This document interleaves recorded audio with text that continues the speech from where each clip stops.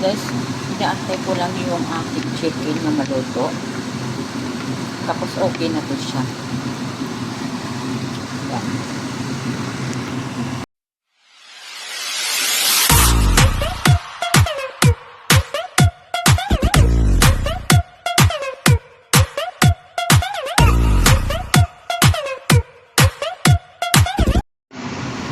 Hello guys, welcome to my channel, Aling Gina. So ngayon guys, magluluto tayo ng sweet and sour chicken. Ngayon guys, nilagay ko na yung chicken sa pan. Nilagyan ko siya ng cornstarch, asin, little paminta, at saka yung seasoning. Bahala na kayo guys kung ano ang gusto nyo para lumasa. So ngayon guys, ayan na siya. Tapos ito guys, yung sauce, pineapple juice, orange, ano ba pati nilagay ko dito? Chili sauce. So kami, nilalagay ko na sa screen guys. Yung ano ko dito, yung sauce niya sa sweet and sour po. Vinegar, soy sauce, ito. Ano ko lang siya, mix ko lang siya.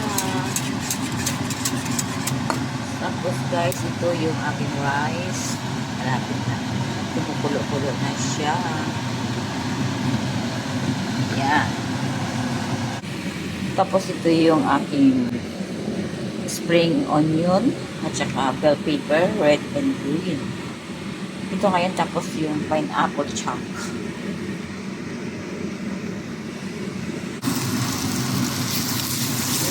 Ito ay fried ko lang siya para nga pag nag-brown na siya, lilipat ko na sa mamaya sa plato.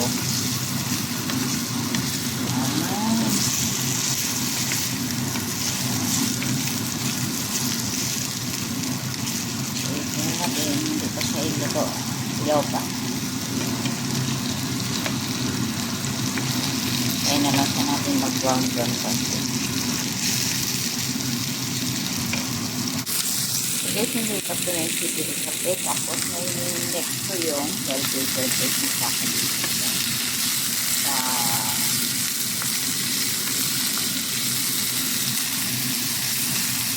yan. Isa ko siya naroto ang bell pepper. Ngayon niya akong po. Ito. Ito na. Ito na natin dyan.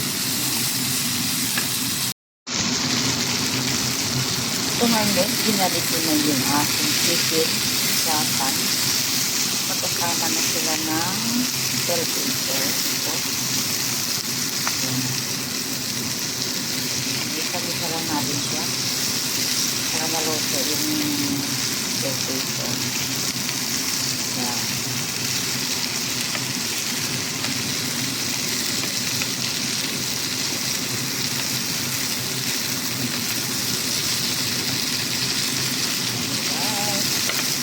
Yummy na siya.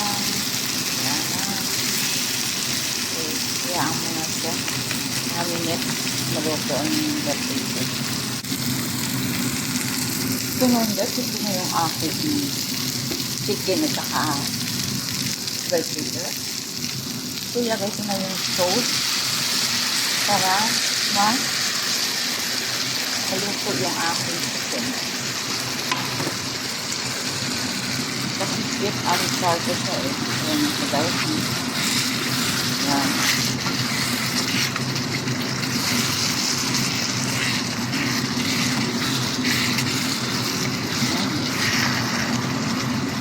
Iluhit lang natin siya.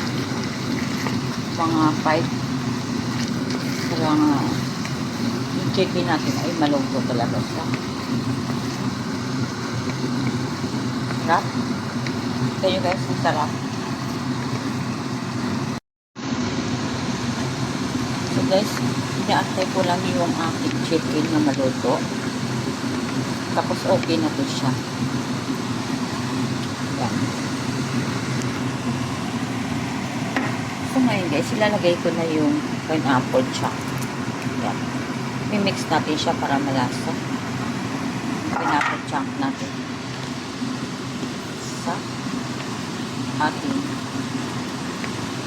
sweet and sour.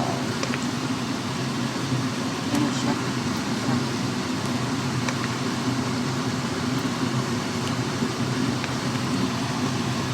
Higyan natin ulit ng heat para yung chicken ko ay maluto siya. Hindi ko na sa masyado lalagyan na maraming sauce kasi rice. Ayun na yung masyadong maraming sauce. Pwede lang yan ng ganyan siya.